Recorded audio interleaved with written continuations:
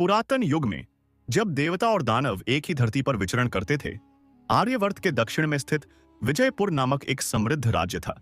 इस राज्य के महाराज सुरथसेन को न्यायप्रिय और अद्भुत पराक्रमी माना जाता था। उनका शासन देवताओं की कृपा से पुष्पित था, किंतु नियति को कुछ और ही स्वीकार्य था।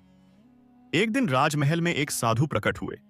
उनका तेजस्वी स्वरूप, जटाजूट से भरा मस्तक और धधकती आंखें देखकर स्वयं राजा भी उनके चरणों में झुक गए। साधु ने गंभीर स्वर में कहा, महाराज, तुम्हारे कुल पर एक भीषण संकट आने वाला है। यदि इसे रोकना चाहते हो तो अपनी पुत्री का विवाह किसी सामान्य मानव से मत करना। उसकी नियति में केवल अग्नि संस्कार ही लिखा है। राजा यह सुनकर व्याकुल हो उठे। उनकी पुत्री राजकुमारी मृगनयनी अनुपम सौंदर्य की मूर्ति थी। श्वेत कमल सी कांति, विशाल मृग जैसी कोमल आंखें और ऐसी आभा कि स्वयं इंद्रदेव भी मोहित हो जाएं। किंतु वह अपने हृदय की स्वतंत्रता चाहती थी। वह विवाह बंधन से मुक्त रहना चाहती थी। जब मृगनयनी को यह भविष्यवाणी सुनाई गई तो उसने हंसते हुए कहा, पिताश्री, यदि मेरी नियति में अग्नि संस्कार लिखा है तो मैं विवाह करूं ही क्यों? मैं अपना जीवन तपस्विनी के रूप में व्यतीत करूंगी।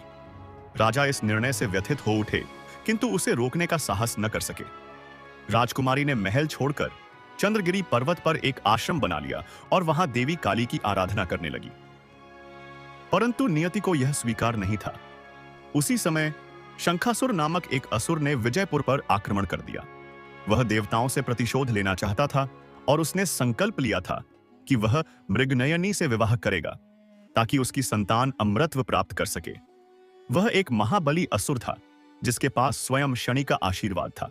वह जिस पर दृष्टि डालता उसका दुर्भाग्य आरंभ हो जाता। शंखासुर ने अपनी मायावी शक्ति से चंद्रगिरी पर्वत को घेर लिया। एक दिन जब मृगनयनी ध्यान में थी, उसने अपनी शक्ति से उसे उठा लिया और अपने राक्षसी महल में ले गया। जब यह समाचार विजयपुर पहुंचा तो महाराज सुरथसेन ने समस्त राजाओं को एकत्र किया और राक्षस के विरुद्ध युद्ध छेड़ दिया। यह महासमर कई वर्षों तक चला।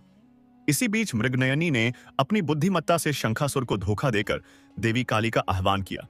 देवी काली प्रकट हुई और कहा, हे राजकुमारी, तुम्हारी नियति में जो लिखा है उसे कोई नहीं टाल सकता, किंतु मैं तुम्हें एक शक्ति देती हूं। तुम्हारी अग्नि संस्कार से पूर्व जो भी तुम्हारे नेत्रों में अंतिम बार देखेगा वह भस्म हो जाएगा। राजकुमारी ने देवी को प्रणाम किया और अवसर की प्रतीक्षा करने लगी।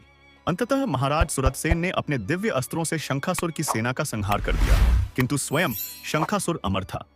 जब वह क्रोधित होकर मृगनयनी को बलपूर्वक अपने साथ ले जाने लगा, तब राजकुमारी ने अपनी आंखें उसके सामने खोली। जैसे ही शंखासुर ने मृगनयनी की आंखों में देखा, वह पल भर में अग्नि के समुद्र में परिवर्तित हो गया और उसकी अस्थियां भी जलकर भस्म हो गई। मृगनयनी को ध्यात था कि अब उसे स्वयं का बलिदान करना होगा। उसने एक विशाल चिता सजाई और स्वयं उसमें प्रवेश कर गई। जैसे ही अग्नि की लपटें उसे स्पर्श करने लगीं, स्वर्ग से एक दिव्य रथ उतरा। स्वयं देवर्षि नारद प्रकट हुए और बोले, हे राजकुमारी, तुम्हारे त्याग और साहस से प्रसन्न होकर देवताओं ने तुम्हें अमरत्व प्रदान किया है।